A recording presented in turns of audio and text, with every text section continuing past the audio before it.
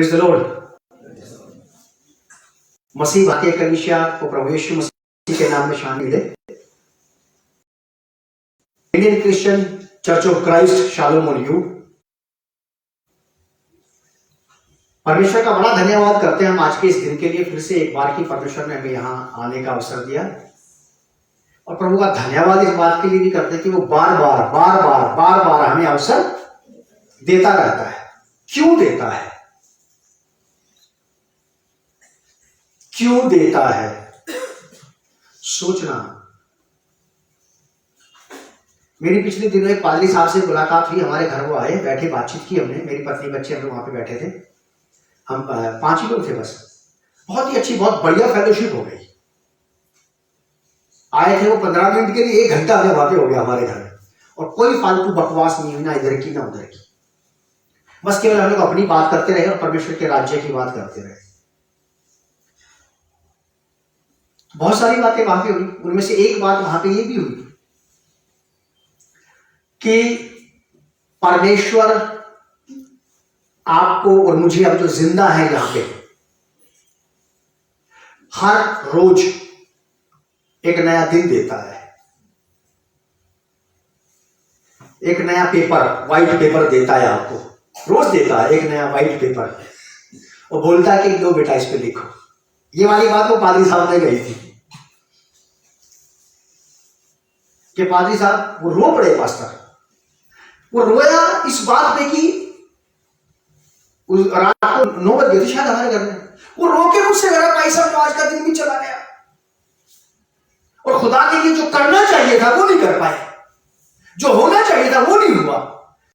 बड़ा बिलक रहा यार। ऐसा, ऐसे लोगों का मैं सोचता अकाल है।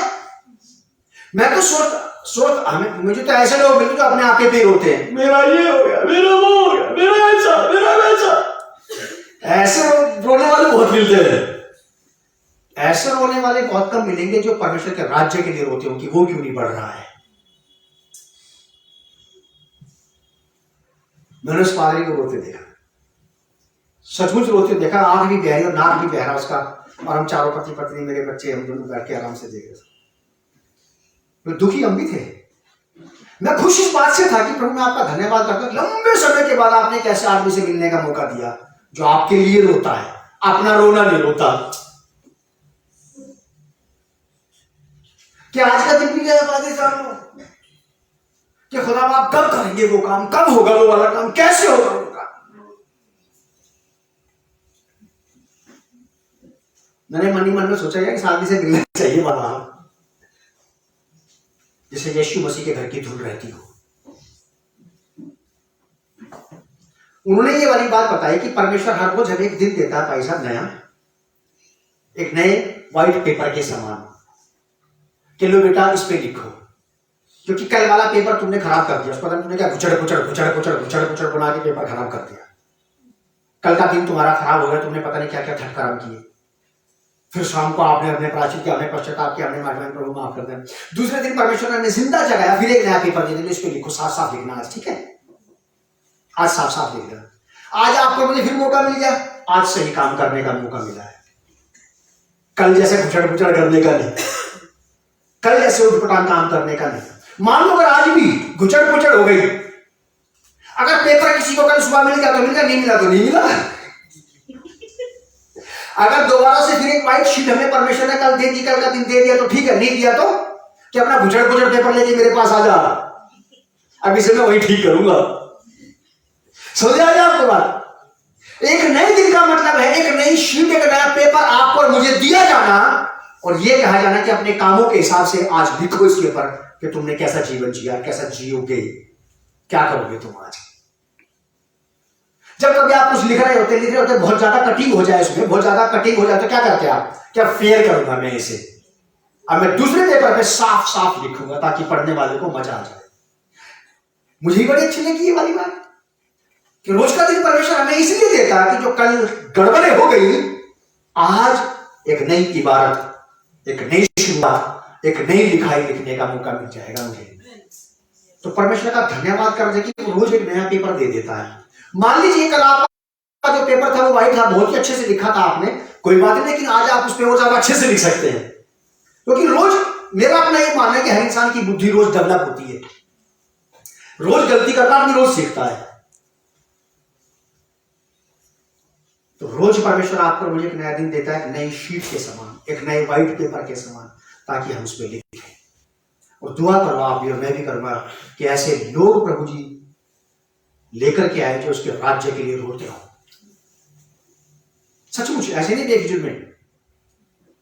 बेफिजुल रोने वाले नहीं, वैसे लोग जो सचमुच में उसके राज्य के लिए रोए, जिनके दिल में चिंता रहे, फिक्र रहे कि प्रभु क्या होगा, कैसे बचेंगी ये आत्माएं। है उसके पास आज भी ऐसे लोग। जब आप और मैं उससे बात करेंगे तो हमें ऐसे लोगों तक पहुंचाएगा, या फिर ऐसे लोगों को हमारे घर तक ले आएगा ताकि हमारी उनसे मुलाकात हो।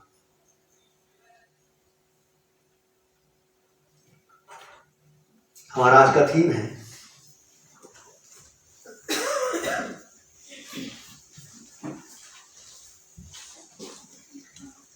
अपनी चाल की चौकसी करना, किसी और की नहीं। कौन क्या कर रहा है, कैसे कर रहा है, कैसे चल रहा है, उसने क्या किया, उसको ऐसा नहीं करना चाहिए, उसको ऐसा करना चाहिए था।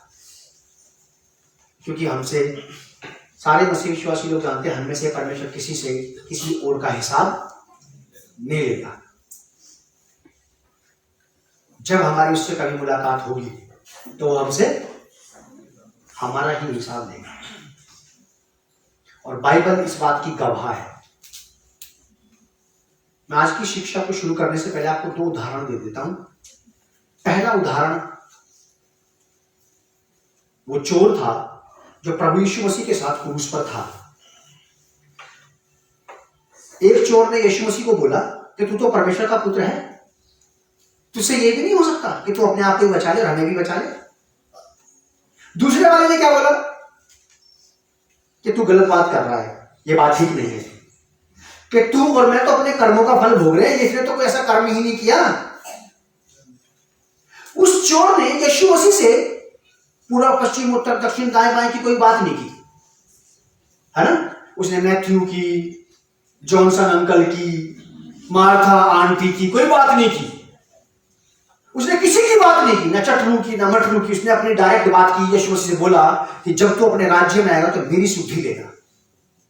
इसे कहते हैं स्पिरिचुअल, आत्मिक मतलबी लोग। शारीरिक और सांसारिक मतलबी लोगों से बचना चाहिए। आत्मिक मतलबी जो होते हैं, जो अपने मतलब की बात यीशु मसीह से मिलते ही कर ले, जो आपसे मिलते ही कर ले, भाई जी ये वाली बात बताओ, मैं सीखना चाहता हूं। ऐसे लोगों से मिलना चाहिए। ये एक ऐसा व्यक्ति था जिसने अपने मतलब की बात की यीशु मसीह से, क्या कि प्रभु जब तू अपने राज्य में आएगा तो मेरी, इसने कोई दाएं बाएं की बात नहीं की, अपने आप ही बचा ले, हमें बचा ले, कोई बचा ले, और प्रभु क्या करेगा, क्या कुछ नहीं किया उसने। और दूसरा व्यक्ति यूहन्ना रचित सुसमाचार के लास्ट अध्याय में 21 अध्याय में ऐसा लिखा है कि वहां पे यीशु मसीह ने लास्ट में जी उठने के बाद खाना खाया, चेलों ने अपने आप को प्रकट किया, पतरस से उसने बातें की। जब पतरस और यीशु मसीह दोनों बातें करते, पीछे से यूहन्ना आ रहा था और यीशु मसीह ने यूहन्ना को नहीं देखा। यीशु मसीह बोला कि प्रभु एक बात बता, इसका क्या मतलब आ रहा है। हम में से बहुत सारे विश्वासियों को ये चिंता रहती है, यार उसका क्या चल रहा है आजकल, यार कहाँ है वो, की बात है। और उससे फिर से फर्क नहीं पता। ये है बातें जो आपको मुझे बाइबल की बहुत अच्छी बातें सिखा देंगी। पतरस को यीशु मसीह ने ये बोला कि उसकी बात छोड़,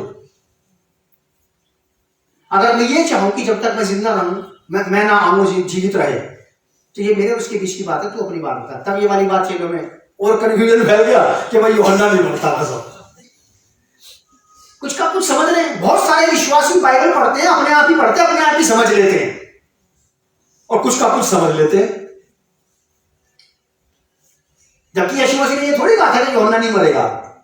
पतरस ने यीशु मसीह को बोला कि प्रभु ये जो आ रहा है इसका क्या होगा। हम में से कई सारे विश्वासियों की यही चिंता रहती है, वो फलाने वाले का क्या होगा प्रभु जी। या आप एक दूसरे पूछते, बहन जी, भाई जी, अंकल, आंटी, यार बताओ उसके बारे में। आप अपनी बात करो यीशु मसीह से कि प्रभु मेरा क्या होगा, मैं आज तक यहां क्यों हूं, मेरे जीवन का स्तर क्यों नहीं उठ रहा, प्रभु मैं काहे अभी तक यही घिसट रहा हूं। ये बातें करने में थोड़ी शर्म आती है, मैं काना हूं ये किसको बताऊं? कोई काना है ये तो मैं 100 को बता दूंगा रोज। आप काने हैं, मैं ये बात 100 लोगों को रोज बता सकता हूं। मैं काना हूं ये मैं एक्चुअली एक को भी नहीं बताना चाहता। मैं एक को भी नहीं बताना चाहता कि मेरी ये खामियां खराबियां करूं, मैं इनमें से कब निकलूंगा, मैं इसमें से कैसे बाहर आऊं। बहुत बड़ी बात है, बहुत अच्छी बात है अपनी कब्र की बात करना यीशु मसीह से, कि मुझे मेरी कब्र से बाहर निकाल। बहुत अच्छी बात है ये। और हम मसीहियों के लिए ये भी बहुत अच्छी बात है कि हर साल हम ऐसी बातें सुनते आ रहे हैं क्योंकि नया साल आ रहा है ना। 15 जनवरी, 16 जनवरी, 17 जनवरी, 18 जनवरी, 20, 26 जनवरी तक जाते जाते हम पिछली बात भूल जाते हैं, फिर उसी उधेड़ बुनने लग जाते हैं। हम कब वहां पर वापस वहां पहुंच जाते हैं, बड़े दुख की बात है कि हमें यही नहीं पता पड़ता। बस अचानक धीरे धीरे धीरे धीरे धीरे वापस वही पहुंच जाते हैं। लेकिन प्रभु दया करे हमारे ऊपर कि हम इस बार वहां ना जाएंगे, इस बार आगे बढ़े। तो हमारा आज का थीम है, मैंने आपको दोनों उदाहरण दे दिए, इसको याद रखना। हमारा आज का थीम है अपनी चाल की चौकसी करना। बहुत अच्छा रहेगा। मेरे साथ निकालिए आप इफिसियों की पत्री 5 अध्याय, Ephesians chapter 5 verse from 15 to 17। इफिसियों की पत्री 5 अध्याय 15 पद से 17 पद तक है।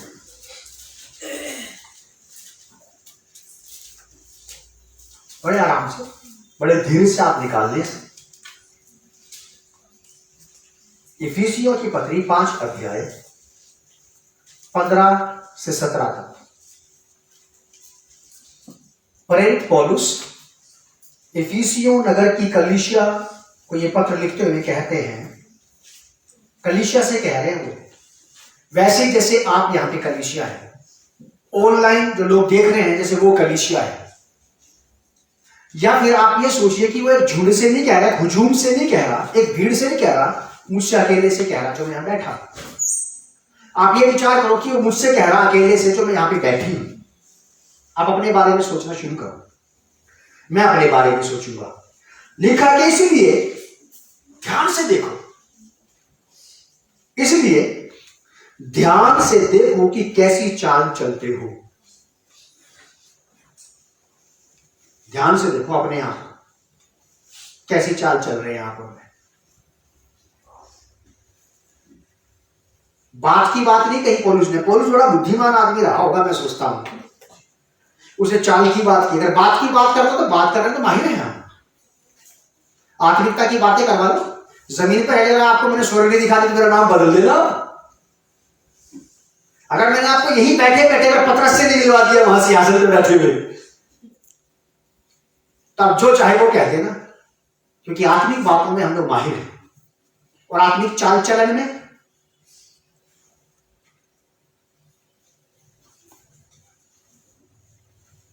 आत्मिक बातों में हम उस्ताद चैंपियन। और आत्मिक व्यवहार में ईमानदारी की बात, हमारे पास आत्मिक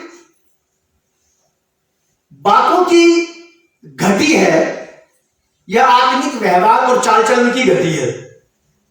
किस चीज की घटी है हमारे पास? आत्मिक व्यवहार की और चाल चलन की। हम धनवान किस बात में है? आत्मिक बातों में ज्यादा धनवान है, आत्मिक व्यवहार और चाल चलन में ज्यादा धनवान है? हम आत्मिक बातों में ज्यादा धनवान है। इतने ज्यादा एक्सपर्ट हो गए हम बाइबल पढ़ते पढ़ते पढ़ते पढ़ते, क्या हमें कहीं भी खड़ा कर दो साहब, कहीं से ही शुरू कर देंगे पढ़ना, चाहे भले वो बातें हमारे अंदर कहीं तक ना दिखाई दे, चाहे वो बातें हमारे अंदर कहीं से कहीं तक ना नजर आए, लेकिन हम कहीं से भी बाइबल खोल के खड़े हो जाएंगे तो कहीं से शुरू कर देंगे बात, और सुनने वाले बनेगा वाह मैंने ऐसा आदमी आज तक नहीं देखा। पौलुस ने बहुत अच्छी बात कही, कि चाल चलन की चौकसी करो। उसने बोली भाषा की बात की नहीं, क्योंकि वो जानता था कि कलीसिया में एक्सपर्ट लोग हैं, कलीसिया बहुत एक्सपर्ट हो गई है, बहुत सालों से हम लोग बाइबल पढ़ रहे हैं, प्रार्थना कर रहे हैं, बहुतों को सुना है, पौलुस को सुना, फिलिपुस को सुना, पतरस को सुना, याकूब को सुना, यूहन्ना को सुना, क्योंकि कलीसिया में प्रचार आते जाते रहते थे और एक से एक बात इनको बताते रहते थे। और कलीसियाएं बहुत सारी बातें, बहुत सारे सेवकों की, बहुत सारे विश्वासियों की, बहुत सारे आत्मिक लोगों की आत्मिक बातें सुन सुन करके बहुत ज्यादा ट्रेन हो गए हैं। पौलुस क्या आता है, इसलिए ध्यान से देखो कि कैसी चाल चलते हो। ये इस साल के आखिरी महीने के आखिरी हफ्ते का आखिरी रविवार है। इसके बाद की रविवार आएगा इस साल का? इस साल का तो नहीं आता। आप और मैं एड़ी चोटी का जोर लगा ले, आपको इस साल का आखिरी रविवार नहीं मिलेगा दोबारा, आपको नए साल का पहला रविवार जरूर मिल जाएगा।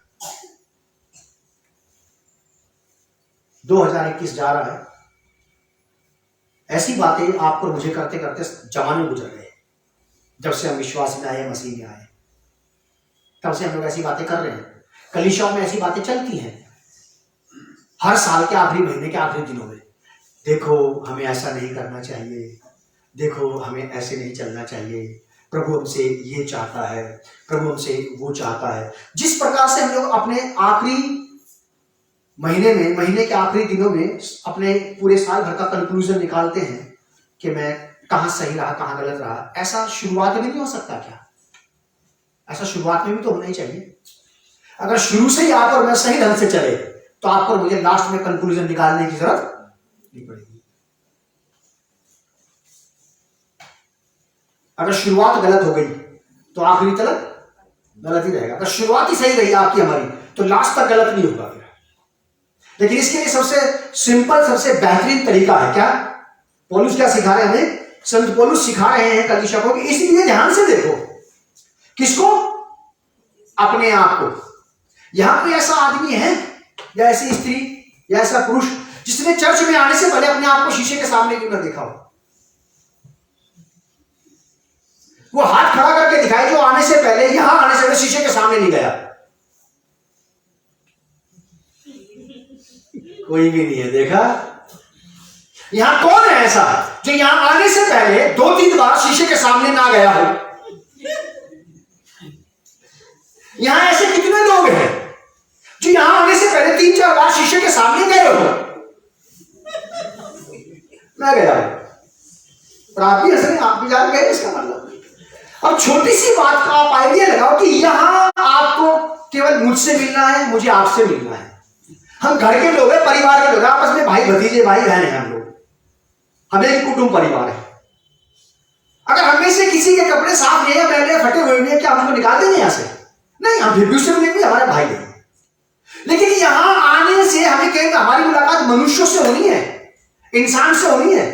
और यहां भी ऐसे इंसान है जो कुछ तो पसंद नहीं करते, कुछ पसंद करते हैं, ये भी समस्या है। लेकिन फिर भी यहां आने से पहले आप और मैं अपने आप को बिल्कुल सही तरीके से बना के आते हैं। चाहे कोई दूसरा किसी बोल दे इसकी टाई ठीक नहीं बंधी, इसकी शोल्डर्स के स्वेटर से मैच नहीं खा रही, हीरोनी बन के घूम रही है। चाहे कोई कुछ भी कहता है आपके बारे में, लेकिन आप अपने घर से बिल्कुल ऐसे आए हैं बन के कि कोई एक कमी ना निकाल दे, बिल्कुल टिच फिट। अब इसी से आइडिया लगाओ कि जब आपकी मेरी उपस्थिति परमेश्वर के सामने होगी, वहां जाने से पहले आपको मुझे अपने आप को कितना तैयार करने की जरूरत नहीं है। कितनी जरूरत नहीं पड़ेगी आपको और मुझे। यहां तो भीड़ में हो सकता है कि 10-20 लोगों ने हमें दौर से देखा ही ना हो, वो हमारी कमी निकालने से चूक गए। 10-20 लोगों ने देख लो ना, हमारी कमी बता दी, 10-20 लोगों ने नहीं देखा। लेकिन वहां एक ही नजर रहेगी आपके मेरे ऊपर, परमेश्वर की, जो कभी नहीं चूकती। और बारिश से बारिश उस चीज को देख देगी आपके मेरे जीवन में जो कोई नहीं देख पाता है। परमेश्वर को आप पर मुझे यह ना कहना पड़े कि जब तू मेरे सामने आई रहा था तो थोड़ा सा और ठीक हो जाता, जब तू आई रहा था मेरे सामने तो थोड़ा सा और सही हो जाता।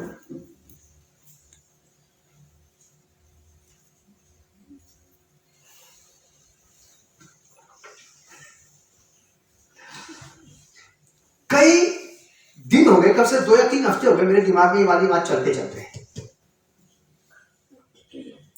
लास्ट में मुझे इसको बाहर निकालना ही पड़ा, लाना ही पड़ा। यहां इसलिए ध्यान से देखो कि कैसी चाल चलते हो, निर्बुद्धियों के समान है, बेवकूफों की तरह नहीं। बेवकूफों की तरह बिल्कुल नहीं, निर्बुद्धियों के समान नहीं, परंतु निर्बुद्धियों की तरह का मतलब होता है कि आनंद फानंद में जो मर्जी कर दो। आप हम कर देते हैं ऐसा। आप कितने अच्छे आत्मिक, कितने अच्छे धार्मिक व्यक्ति हैं, बहुत अच्छे आत्मिक जन हैं आप स्कूटर से अपनी पत्नी बच्चों को लेके जा रहे हैं, अचानक कोई गरीब कंगाल आपको रास्ते मिल जाए, बोले बाबूजी स्कूटर दे दो, अब दे दोगे उसे? दे दोगे क्या? मान लो आपको कोई आत्मिक जन मिल जाए, आत्मिक जन विश्वासी अच्छा वाला जो आपके समान बराबर हो, उसको आप सोचते हैं ठीक ठाक है, वो बोले भाई जी हाँ ये गाड़ी मुझे दे दो, प्रभु मुझसे कह रहा है गाड़ी मुझे दे। आप इतने आत्मिक नहीं हुए कि उतर के भाई ले जा। आप पता क्या बोले? प्रभु ने तुझसे बोला कि हाँ, कि प्रभु को बोलना मुझे भी बोले कि मुझे गाड़ी दे दो।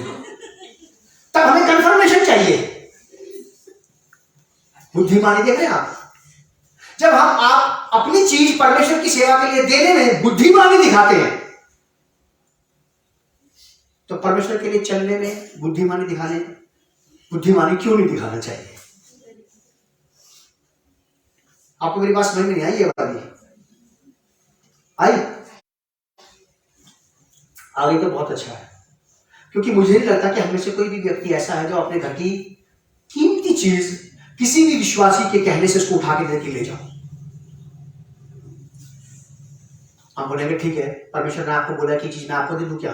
कि 2-4 बार मुझे भी प्रार्थना कर लेने दो, तब मैं दूंगा। हम एक छोटी सी चीज के विषय में बहुत अच्छी बुद्धिमानी दिखा रहे हैं, और रोज के जीवन को जीने में,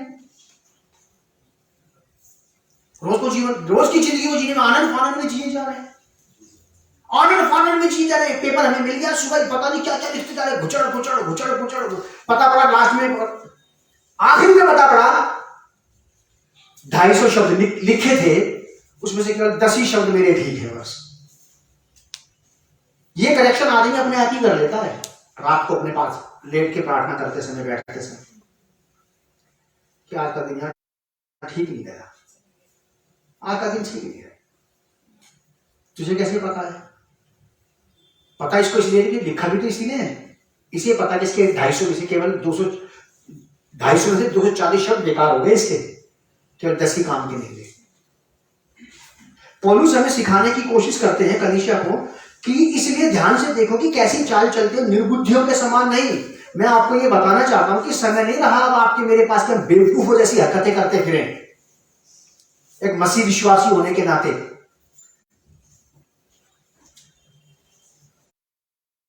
2-2.5 साल के लॉकडाउन में बड़ा जबरदस्त मैसेज चलता रहा कि प्रभु आने वाला है, प्रभु आने वाला है, प्रभु आने वाला है। इस बात ने मेरे ऊपर राई के दाने के बराबर भी असर नहीं डाला।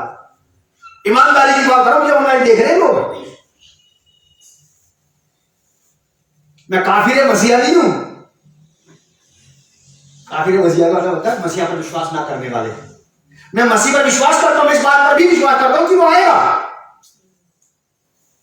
वो आने वाला है। लेकिन जो लोग ये कह रहे हैं, जो लोग ये सुन रहे हैं, जो लोग बता रहे हैं कि वो आने वाला है, मसीहों की हालत देख के मुझे नहीं लग रहा कि वो आने वाला, क्योंकि लोग तैयार थोड़ी है। अगर इस हालत में आपके पास आ गए तो कितने लोग जाएंगे उसके साथ? आप दुआ करो कि प्रभु अभी मत आओ, क्योंकि हमने से बहुत सारे लोग यही छूट जाएंगे। फिर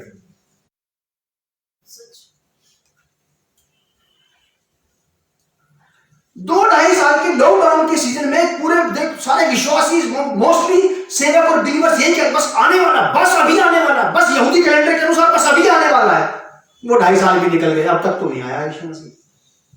और मेरे ऊपर इस बात का बाल भर इफेक्ट नहीं पड़ा, मेरे अंदर नहीं प्रभाव आया। मैं बोला हालेलुया आमीन, बस प्रभु जी जल्दी आओ। मैंने बिल्कुल नहीं बोला, क्योंकि मैं जानता हूं कि वो अभी नहीं आ रहा, क्योंकि मैंने देखा है मसीहों को बिना तैयारी के। मैं चिल्लाता फिर रहा हूं कि शादी है, शादी है, शादी है, फटे पजामे में। कौन यकीन करेगा मेरी बात का? खुद का पजामा फटा हुआ चिल्ला रहा है शादी है, शादी है, शादी है। शादी वाले कपड़े फर्क होते हैं जरा। बिया शादी ढंग से ड्रेसअप हो, आप भले पुराने कपड़े पहन के जाओ, उस पर इस्त्री करके परफ्यूम लगा के बढ़िया फर्स्ट क्लास क्रीज बैठा के जाते हैं आप उस पुराने कपड़े की। हम पुराने व्यवहार में, पुराने बोली भाषा, पुराने जीवन में जी रहे हैं और चिल्ला रहे मसीह आने वाला, मसीह आने वाला है। मैं मारे लाओगे तुम आ जाएगा, तब तुम ही छूटोगे यहाँ पे तो चिल्ला रहे हो। मैं ये नहीं कह रहा कि वो नहीं आएगा, मैं ये भी नहीं कह रहा मैं इस बात का विश्वास नहीं करता, मैंने ये भी नहीं कहा कि मेरी उसके साथ जाने की इच्छा नहीं है, लेकिन मैं जानता हूं कि वो अभी नहीं आ रहा। दुनिया भर के मसीह अगर मेरे ऊपर केस करना चाहे तो कर दे, मैं कहता हूं कि अभी नहीं आ रहा। मैं प्रूफ कर सकता हूं कि अभी नहीं आ रहा। कि कैसे? तुम में से कोई भी तैयार नहीं है, और यीशु मसीह निर्दयी नहीं है, उसको पता है मेरे ही लोग मारे जाएंगे मेरे आने से। मान लो 5 बच्चे एक जगह पे बैठे हैं और उन 5 में से किसी ना किसी एक ने मेरा 10 का नोट चुरा लिया, और उन 5 में से मेरा लड़का भी है वहां पे। 5 में से किसी एक ने, बच्चे ने काम कर दिया मेरे 10 का नोट का। अब मैं तलाशी नहीं ले सकता, मुझे इस बात का भी डर है कहीं मेरा वाला ही ना फंस जाए। बहुत बढ़िया, बहुत बढ़िया। मुझे ये भी डर है कि कहीं मेरा वाला ही ना धरा जाए मेरे हाथों में, और सारी दुनिया के लोगों के सामने मेरे वाले की बेइज्जती और मेरी भी होगी साथ साथ में। बड़ा तलाशी लेने चला था, फंसा ना तेरे वाला ही। अब यीशु मसीह का न्याय करने के लिए आने वाला, मान लो यीशु मसीह के घर के लोग फंस जाए, तो क्या यीशु मसीह को आने का फायदा मिलेगा? आनंद मिलेगा उसको? नहीं मिलेगा, इसलिए वो देर कर रहा है। उसको पता है कि मैं अभी आता कि तुम मारे जाओगे।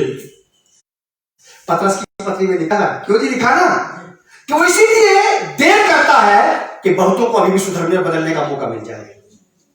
कलीसिया तैयार नहीं है, मान लो आप मेरी बात को। वर्ल्ड वाइड लेवल पे कह रहा हूं मैं ये वाली बात, जितने लोग इस बात को कहते हैं कि आने वाला है। पैंडेमिक सीजन सुना नहीं आप लोगों ने? बस भैया सिर तो मिलते जा रहे हैं, भैया पाशा देखो वो भविष्यवाणी वहां पे, वो फलानी स्त्री ने बोला, फलाने आदमी ने बोला, फलाने। मैं सब कुछ सुनता था, और हमारे घर में कोई हड़कंप नहीं था, क्योंकि हमारे घर में मेरे बीवी बच्चों के बीच में मुझे परमेश्वर ने रखा था बढ़िया नॉलेज के साथ। मैं अपने बच्चों को बोलता डरो नहीं, घबराने कुछ नहीं होता, अभी नहीं आ रहे यीशु मसीह। और हमारे घर में बिल्कुल सेटल रहते थे लोग, बिल्कुल काम शांति से रहते थे। और आपने मेरे मुझे से ज्यादा सुनी भी नहीं होगी ये वाली बात, सुनी है नहीं, क्योंकि मुझे पता अभी कुछ नहीं हो रहा। वो कब आएगा? चोर की नहीं आएगा, अचानक आएगा। हो सकता है अभी आ जाए, और अगर वो अभी आ गया तो अभी तो हमने 40 सीधी की मारा, 40 सीधी का तो मैसेज सुन रहे हो अभी।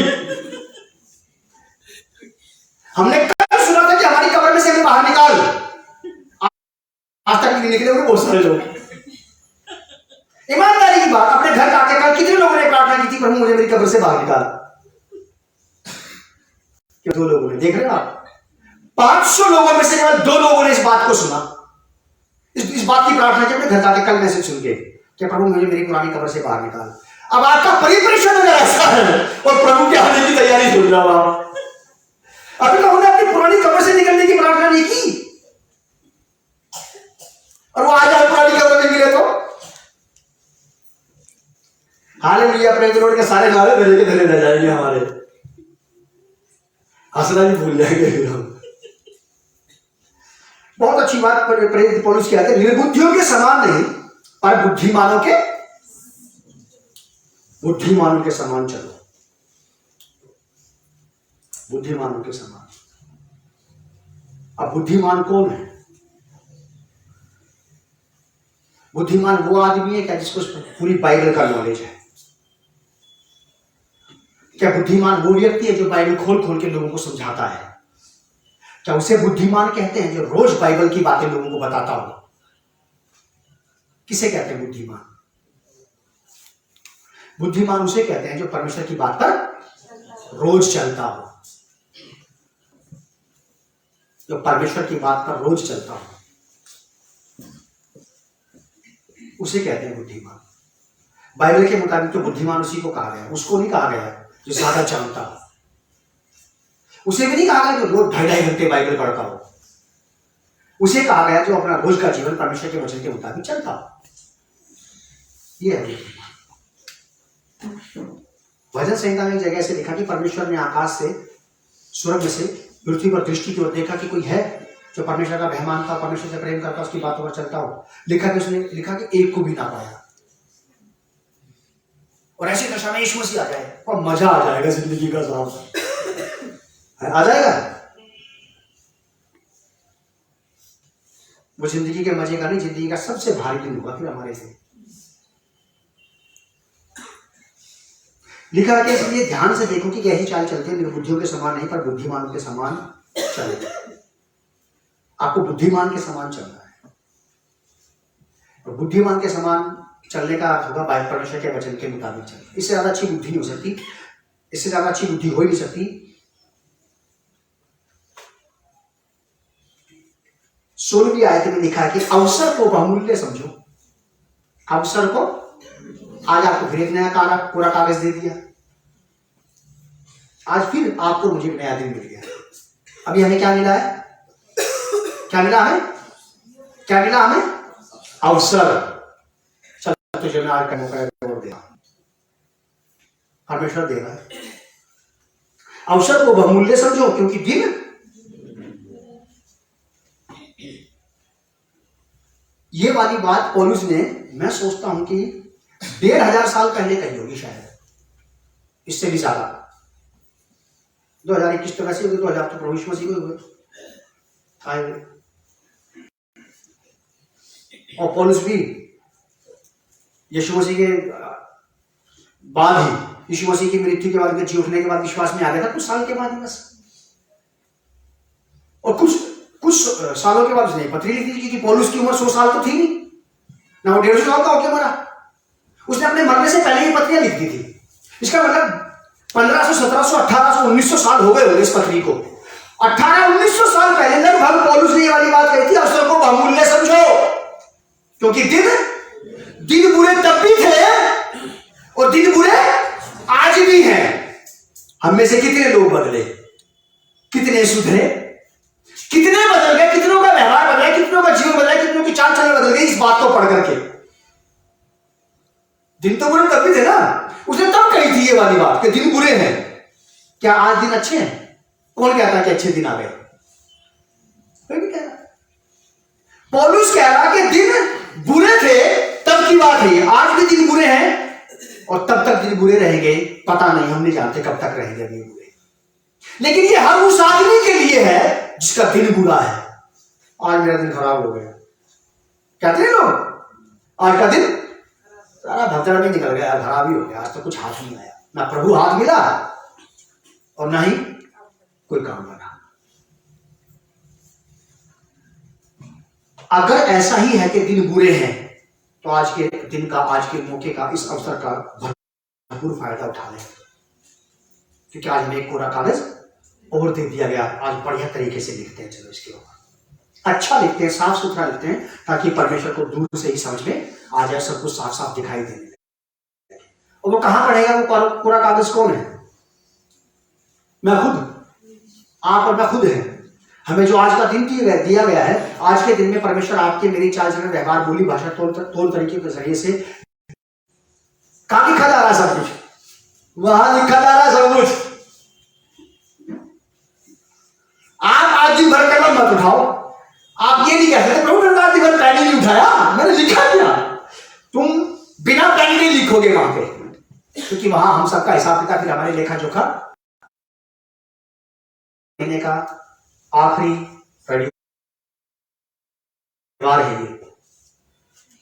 अब ये दिन हमारे जीवन में वापस नहीं आएंगे। ये वाली बुद्धिमानी अगर हमारे अंदर आ जाए तो बहुत ही अच्छा रहेगा। लिखा है 17 आयत में कि इस कारण निर्बुद्धि ना हो पर ध्यान से समझो कि प्रभु की इच्छा क्या है। इच्छा क्या है उसकी? प्रभु की इच्छा क्या है? मेरे पास बहुत सारी बातें बताने के लिए, मैं इसको यहीं रोक देता हूं और लास्ट की बात बता करके इसको खत्म कर दूंगा मैं यहीं पे।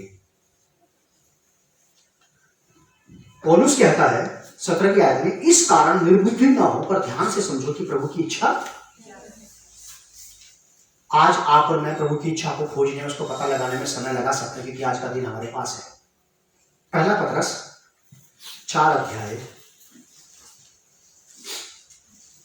1 पीटर चैप्टर 4 वर्स 3। पहला पत्रस 4 अध्याय 3 पद। पत्रस प्रेरित क्या कहते हैं? क्योंकि अन्य जातियों की इच्छा के अनुसार काम करने और लुचपन की बुरी अभिलाषाओं, मतवालापन, लीला क्रीड़ा, पियक्कड़पन और घृणित मूर्ति पूजा में जहां तक हमने पहले समय गंवाया, वही वही वही काफी है। बस जितने उल्ट पुटान काम कर लेते, थटकर्म कर लेते, बेफिजूल के खुराफात कर ली, क्या जो कुछ कर लिया, अरे अब तो बाज है, वो इतना ही काफी है। बस इसी साल में हमारा जो नुकसान हुआ है आर्थिक रीति से उतना ही काफी है। बस अब आगे 2022 में हम परमेश्वर के खिलाफ ना हो जाएं, 2022 में हम परमेश्वर के विरुद्ध ना हो जाएं। परमेश्वर के खिलाफ वो लोग कब हैं जो परमेश्वर को नहीं जानते। जो परमेश्वर को जानते, पहचानते, मानते हैं, वो उसके खिलाफ ज्यादा रहते हैं, उसकी बात ना मान करके। खिलाफ का मतलब क्या होता है? ये तो होता बात नहीं मानना। पतरस हमें सलाह देते हैं कि जहां तक हमने सारा समय खराब कर दिया, जो कुछ हुआ, जहां तक हमने पहले समय गंवा दिया, और गंवाई गई चीज अगर मैं इस बोतल के पानी को उस फर्श पर डाल दूं, या आप में से किसी के काम नहीं आएगा। अगर मैं ये बोतल आप में से किसी को दे दूं तो आप में जरूर काम आ जाएगी, प्यास बुझाने। जो समय हमने गंवाया, जिसमें से कुछ निकल के नहीं आया, घंटों ही बैठे रहे, पता नहीं कहां कहां बैठे, किस किस के साथ बैठे, क्या क्या बातें की, कितने शब्दों को बोला, कितनी एनर्जी वेस्ट की, कितना पैसा वेस्ट किया, कितना कुछ बर्बाद कर दिया, क्या हाथ आया? 2021 में ये वाली बात समझ में आ गई यार, कई सारी बातों से, कई सारी चीजों से कोई फायदा नहीं हुआ, नुकसान ही नुकसान हुआ। चलो 2022 में वो वाला काम ना करें। अब 2022 में नहीं करेंगे कि 21 में बहुत समय कमा दिया भैया। अगर आपको कलीसिया को इस बात का होश है, इस बात का पता है कि यीशु जल्दी आने वाला है, तो मुझे नहीं लगता फिर आपके पास गंवाने के लिए समय है। अगर आपके पास आज भी गंवाने के लिए समय है, घंटों बकवास करने का समय है, किसी के पास बैठ के बकवास करने का समय है, किसी के पास बैठ के किसी की बुराई, किसी की चुगली, किसी की कहानी खाने खराबी निकालने का अगर आज भी समय है, तो इसका मतलब आप बैठ कर इस बात को प्रूव कर रहे हैं अभी नहीं आता यीशु मसीह। अगर ये पता लग जाता कि आज ही आ रहा है। आप में से जितने लोग यहां पे बैठे हैं, कितने लोगों को इस बात का पता था कि वो कल चर्च जाएगा? मुझे भी पता था कि मैं चर्च जाऊंगा, और मैं बिल्कुल ऐसे ही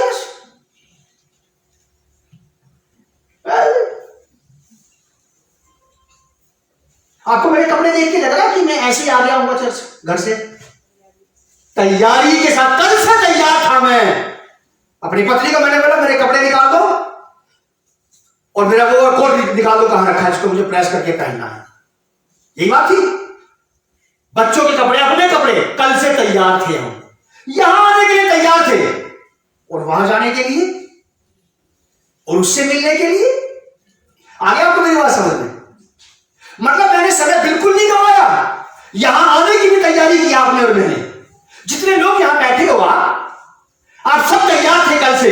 आपने अपने कपड़ों का पहले हिसाब लगा लिया होगा, आपने पहले टाइमिंग का हिसाब लगा लिया होगा कि कोई ऐसा पता नहीं। बच्चों मेरी बात ध्यान सुनो, कल चर्च गए थे, कल था क्रिसमस, वो बात ठीक है, लेकिन कल संडे है बेटा, कल भी चर्च आना। आपका कल नहीं, अच्छा आपने तैयार किया सबको, चलो आप तैयार थे, कल से ही तैयार थे आज के लिए। काश मजा नहीं आ जाएगा जब आप यीशु मसीह से मिलने के लिए आज से ही तैयार रहे।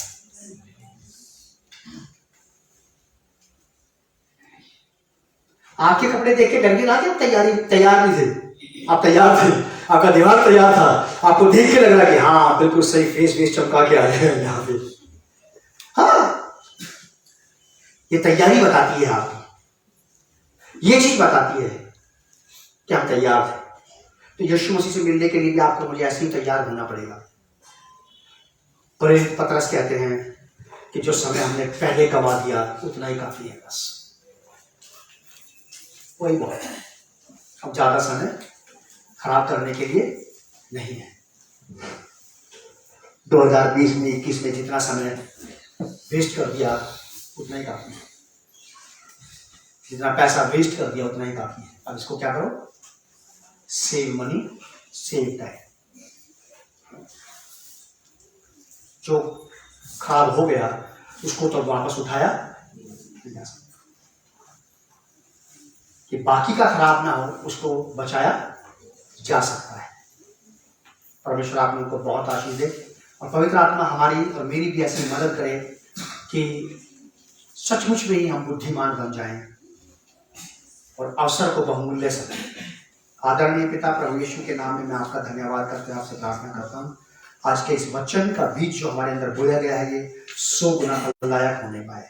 पवित्र आत्मा जी आप मदद करना मेरी पत्नी बच्चों की, कलीसिया की, मुझे देखने वाले सुनने वाले तमाम लोगों की, कि हम सचमुच अवसर को बहुमूल्य समझें और उसे अपने हाथ से व्यर्थ, खाली, निष्फल, निष्क्रिय, निरर्थक ना जाने दें। हम 100% उसका इस्तेमाल करें प्रभु की महिमा के लिए और हमें तैयार रहना सिखाएं पवित्र आत्मा कि हम उस आने वाले से, यीशु मसीह से छिपे ना रह जाएं, हम उसके साथ जाने के योग्य बन सकें, उसके सामने खड़े होने के लायक बन सकें, अवसर को बहुमूल्य समझें और आज के दिन में एक नई लिखाई लिख सकें। प्रभु यीशु के नाम से इस प्रार्थना को